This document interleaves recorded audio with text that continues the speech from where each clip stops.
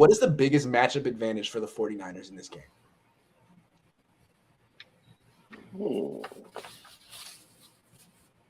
Whoever has one can go first. There's no particular order here. You know what? I'll go. And again, it's going to be kind of a blanket Offense answer. Or defense? Yeah. Well, I'm going to say in the trenches, our O-line versus their D-line. Okay. You know, they got to show up. You know, they got to execute. You know, so as long as our O-line do their job, I don't care if one of y'all was back there in the backfield. You know, we should win by a long shot. As long as O-line do their job. Okay. I'm with that. I think an advantage is on the edge in running plays on offense.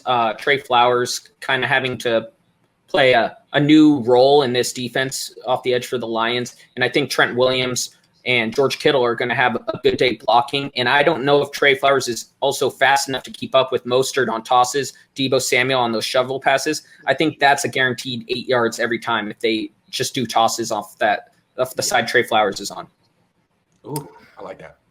I think the biggest matchup advantage for the 49ers is going to be their wide receivers versus Detroit's corners. I mean, Mav mentioned it earlier, but the two starting corners for the Lions are Jeff Okudah and a guy whose name I don't even want to try and pronounce, but he's a 5th-round pick from 2019. I looked it up. I looked up the pronunciation. I was going to try, but I'm not going to give. But you never heard of him.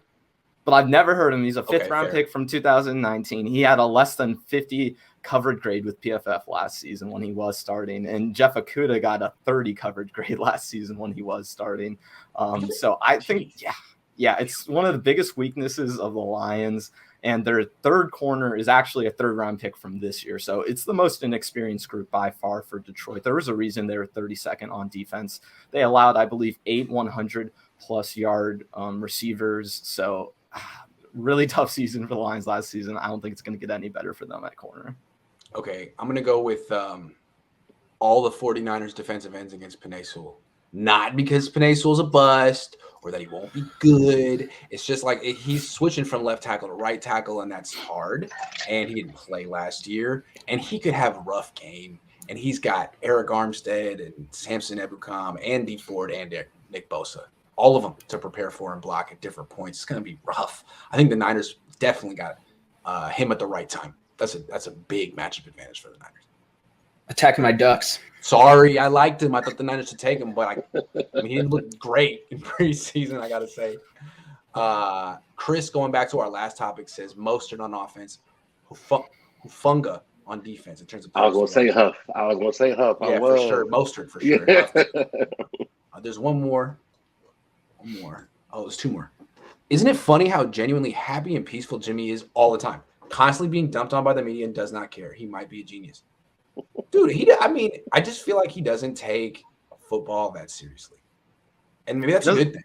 He doesn't take it personally. I'll say that. He doesn't take anything from his coaches or the media personally. I mean, he's really handsome. He's not even 30. He's got like $90 million. What's he going to complain about? Why should he complain? I think that's kind of his attitude in life. Like, this is great. I was playing football at Eastern Illinois. Look at me now. This is great. It's way better than I thought I was ever going to do. And have you ever met someone that's not on Twitter? They're always happy. Like, that's a good point. That's a good point. Me, on the other hand, in shambles. Chris says Kittle is an advantage every game. Yeah, that's true. Kittle versus whoever the hell they have covering tight ends. Good point. Austin says, with Jimmy confirmed starting, which of our receivers, tight ends, do you think is due for the biggest game? Kittle. I mean, the tight ends, fullbacks, and running backs, when Jimmy is the quarterback, they're going to get a lot of passes.